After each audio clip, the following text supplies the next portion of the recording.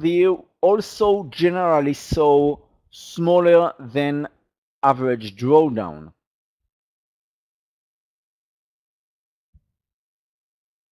Of the prior 16 years shown, the S&P 500 averaged a maximum drawdown of 6.3%. That was the maximum drawdown in the second half, which is well below the average 12.2%, as you can see here, 12.2% for all years. Additionally, all but 3 years shown saw smaller drawdowns than the median of 8.9% for all years. In terms of market performance in the second half, following a first half with below average drawdowns, returns were also better than average. In the 16 years shown, the S&P 500 averaged a gain of 7.8% in the second half, with positive returns in 81.3% of the time. That is twice the 3.9% average second half return for the S&P 500 in all years, and also more consistent than the 66.3% frequency of second half gains for all years. So while there are always, exceptions, like for example, 2015, which saw a much larger max drawdown, markets that start the year steady have tendency or have tended in the past to finish steady as well. This is something that we need to remember entering into the second half of the year.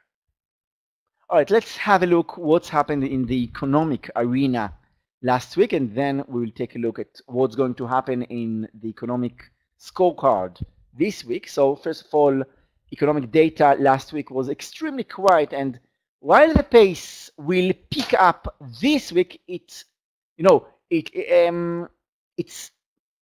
too will not exactly be an active week. Of the 10 reports released last week, 5 came in stronger than expected, and you will see them colored in green on my screen. 4 mixed expectations, they are colored in red. Housing was the bright spot in the week's reports.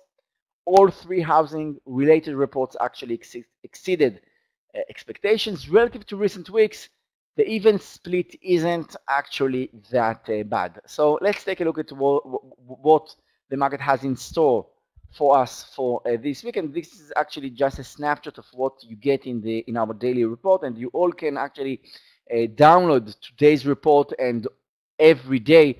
This is the first item in the shared library. You will find the shared library, the documents tab, just at the lower pane of the room, and I'll just just forward right now the link for you to download. You also should get it every day by email. This is our daily news letter that we are sending all of our customers and all of our traders. So just be sure you are getting it. If not, you can just address this issue to Scott or to Clifton. Anyway, this week, looking ahead, the week will start off with a number of manufacturing-related reports that we are getting today. We'll also get a good sense of consumer sentiment with both consumer confidence, both on Tuesday, and the Michigan sentiment on Friday to close out the month of June and the second quarter of the year, and the first half also of 2017. The final read on Q1 GDP, which is very, very important, and as you see, we designate that in a high impact on the market. It comes out on Thursday, but that is expected to remain at, as you can see, 1.2%. It's also pretty far in the rear view mirror at this point as well. Also on Friday, we will be watching the Chicago PMI report for a read on the ISM manufacturing report the following Monday. And based on Friday's manufacturing PMI from market, I wouldn't bank on an upside surprise. All right, I want to go also to the oil, but first of all, before taking a look on the oil, it will be smart to take a look on the US dollar. So this is the US dollar index, the Bloomberg US dollar index in the last 12 months, and with no meaningful signs of a pickup, in economic strength, coupled with the FOMC commentary leaning to the dovish side, the US dollar tried to rally last week, but that was a very weak try, and by Friday it had little to show for it. So the US dollar index remains mired in its downtrend channel, as you can see right now on my chart. The index is down nearly 7% from its highs and closed out the last week right where it was ahead of the election. This is the horizontal line on my chart. So the index is down nearly 7% from the highs, and this is quite impressive. Crude oil, so a weak dollar should actually benefit the crude oil, which is actually priced in US dollar, but that is not what's happening because the oil is very, very weak, and that also cannot, the weak dollar also cannot save right now what's happening in the oil, which seems to just fall apart. So crude oil continues to slide, and when it comes to the chart of the oil, it just isn't pretty. And after a 3-month period of sideways movement from late 2016 through the end of February, crude has transitioned into a well-defined downtrend.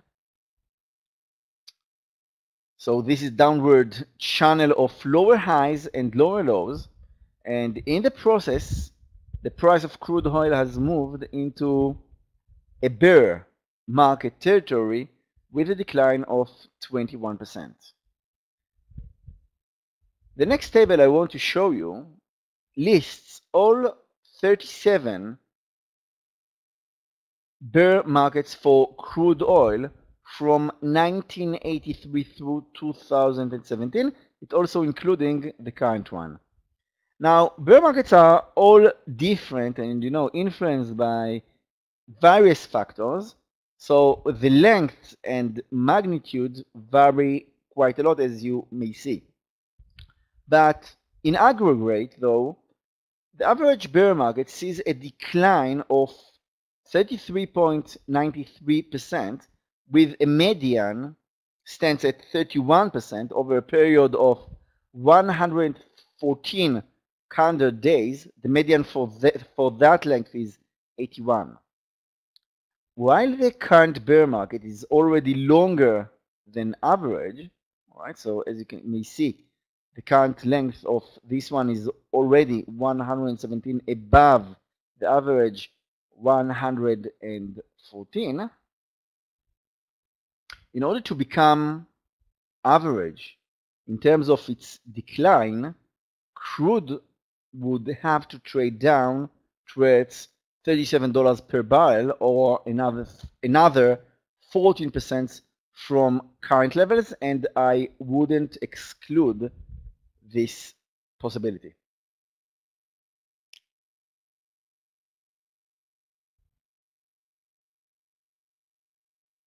Okay, I want to finish our discussion today by addressing a very, very important subject. And actually, I didn't have enough time to put a slide for the next subject, but so we will just discuss it without any special thing on the chart. But I really need your ears right now. I need you to listen to me right now, and nothing but that. And what I want to discuss is why I say that we as traders and investors, why we never stop learning, and that is because the market, the stock market, never stops teaching us. So we are just in the last week of the first half of the year, and it is a great time for a semi-annual review of your trading. Now, people who are at the top of their field have one thing in common. They constantly are looking to improve themselves. They never are satisfied, always can learn something new. Is particularly important for traders, for us. This is a job that always is evolving in various ways. The market may repeat certain patterns, but it never quite the same. If we want to improve, we need to review our trading regularly and look for things we can do differently in order to produce better results for us. Even if you have had great success, it is important to recognize that market conditions change rapidly, and it may require adaptation if we want to continue to produce superior results. A very easy trap to fall into is to act automatically, with a tunnel vision, where like a horse who look all the time forward without taking his look to the right or to the left, to the right or to the left, rather than think about what we are doing and why, be actually aware of what we are doing, putting the awareness to the front. Now, in the age of computer algorithms that can be particularly dangerous as the programs exploit market players who are too predictable.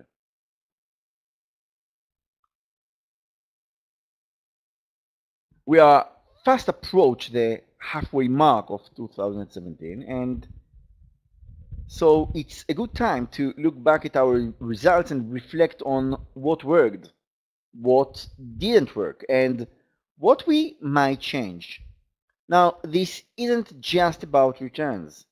It is about the process and the way you deal with the market on a regular basis. No, just because we made money doesn't mean that we performed in the most effective manner.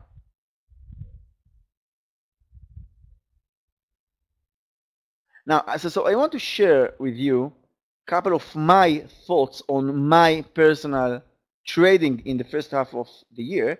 And, I present this, as an example. I want to study my actual trades in some detail and not just rely on my memory. And so the task here is to be as objective as possible. So, in general, I'm pleased with my stock picking and market timing during the first half of the year. The numbers always can be better, especially if you use the Nasdaq as a benchmark, and the Nasdaq is up almost 20%. My biggest shortcoming was that I was underinvested far too often. I didn't work my capital hard enough. There are two main reasons for this if I need to dive into this and need to analyze and to find reasons for that. And first of all, I was too selective with my stock picking, and second of all, I wasn't patient enough with many of my trades. I had some great picks, but either I trade them too small or didn't give them enough room to play out. Lots of time, I find myself with a position till the end of the day, and as a day trader, my mission is to hold a stock that is moving in my favor till at least till the end of the day, because I know if this is a stock that is in a trend, the trend is your friend, and usually at the end of the day, I'll get the most highest value from the stock. But I too often take the money off the table at the end of the day and not letting the stock a chance, or a trade a chance, to prove itself for a swing, for just leaving it in my trading account for a couple of days. And many times, the intraday, the trend that started developing on an intraday basis just continue into a different time level, which is the daily. So from the intraday, we always want to stretch a good trade into the daily chart, and then you can just take another couple of dollars on each share you are holding, and that actually counts a lot. That counts a lot. All right, so if I had put more emphasis on those trades, my returns would have been substantially higher. In an environment with normal volatility, underinvestment would not be that much of a problem. New opportunities come along far more often when there is more movement, especially to the downside. However, if you sell a winner in the current environment, there aren't as many opportunities to reinvest in something else. The solution is to be less selective with stock picks. Maybe buy things that I don't like as much and give them more time to work. That could be helpful, but it requires very rigid discipline should a trade not work. Too often when you make medical trades, you end up with a series of small losses, which is particularly easy in this environment because of low volume randomness. However, there must be a clear line in the sand, and strict discipline to ensure that significant losses are not incurred. I've often thought about conducting an experiment where I pick stocks randomly but manage them with a very careful, designed set of rules. Would there be a benefit to simply staying almost fully invested much of the time, even if my conviction level was low in some of the stocks? I often find my picks do much better than I think they will, but the likely answer is that it will depend on the overall market trend. Staying fully invested in a market trending upward will offset suboptimal stock picking, but when there is a turn to the downside, the losses can be very big and come very fast. It is easy, to give up weeks of gains in a couple of days if you are caught in a turn. The main thing I need to work on is having confidence in my stock picks and not closing them out unless I have a clear reason. General fears about the overall market are not a good reason to give up on a stock that is still healthy technically and works to my benefit. Now, when you reflect on your trading in the first half of the year, what do you think held you back? What would you change in the months ahead in order to produce better returns? Do you need better stock picking, stronger discipline? Maybe you need to change, the trading techniques that you today incorporate in your trading, changing style or anything else. Think about it now and develop a plan to put into action next week when we start a new second half of 2017. So I think each one of us really need to take himself into this personal matter, but it actually affects each one of us. Okay, couple of things, just to close our discussion. So just for all of you that are joining us right now, a couple of things regarding the market. So right now I'm showing you the SPY, the ETF that tracks the S&P 500 on the daily chart. As we all can see, the uptrend continues, and right now the SPY is holding quite well, quite firmly on the rising 20 days moving average. This is the black line on my daily chart.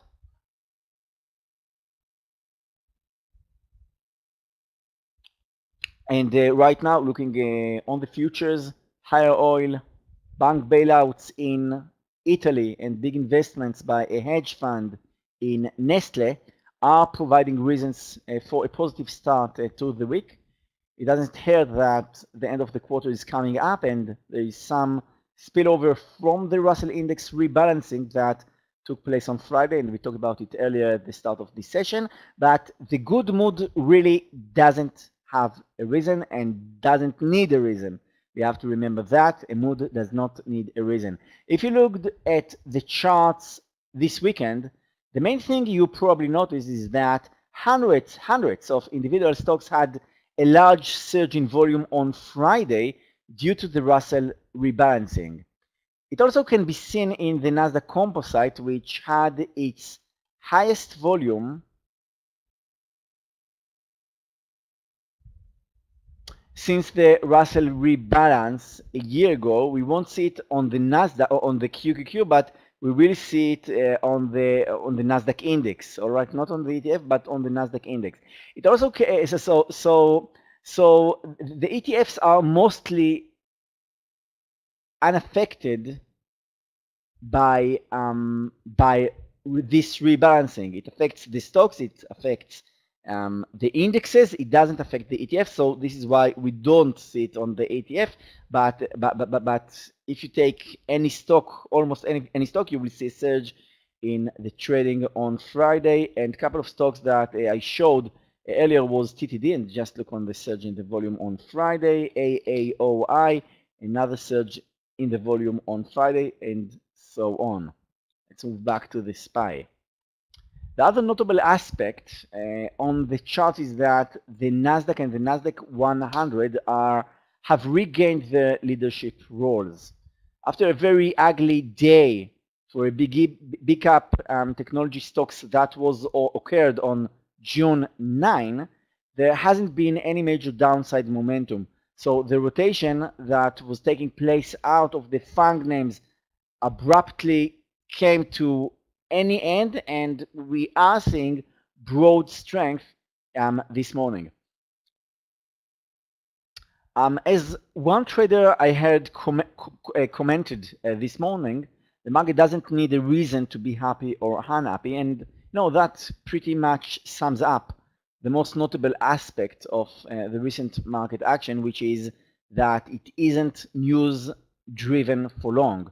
There are some minor reactions, to various things, such as oil, such as the healthcare bill, Fed comments, economic news, political issues, and so on, but the market isn't producing any sustained moves on these issues.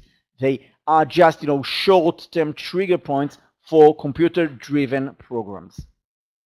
One of the most frustrating aspects of this market for many pundits and editors lately is that it is nearly impossible to find a link, a causative link between news and price movement. So it's just like the market shrugs off its shoulder any news. While there is some momentary reaction, it dissipates quickly and the market moves on to the next minor piece of news to justify the next hour or two of trading. So while the action has been a bit slow and there is some choppiness and rotation, and hey, this is the summer, it does have a positive bias. So that situation has been aided by the folks who are looking for weaker seasonality to help trigger the much anticipated market top, but that still is not developing as many had hoped based on seasonality. Many pundits have been predicting that disappointments with Donald Trump and his fiscal agenda would produce the long-awaited market top, but that still isn't happening. That top has been predicted since the election, and we are still waiting for the price action that will signal that the bears finally have gained a toehold. It hasn't happened yet. We have an upbeat Monday morning and end of the quarter window dressing to keep folks optimistic this week. The bearish arguments are still being ignored, and if you are looking to make some money, there isn't much choice but to stick with the long side and buy stocks rather than selling them. Thank you all very, very much for being here with me, for listening to my thoughts, to my personal analysis. Hopefully this is useful. Hopefully this is giving you some firm grab on what's going on in Wall Street, and that prepare you well for this week's action.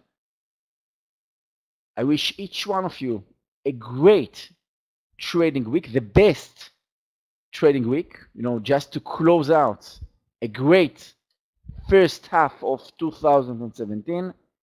I'll see you all next week when we start off the second half of the year of 2017. Sorry for that. Thank you all very much. I'll see you around. Bye bye.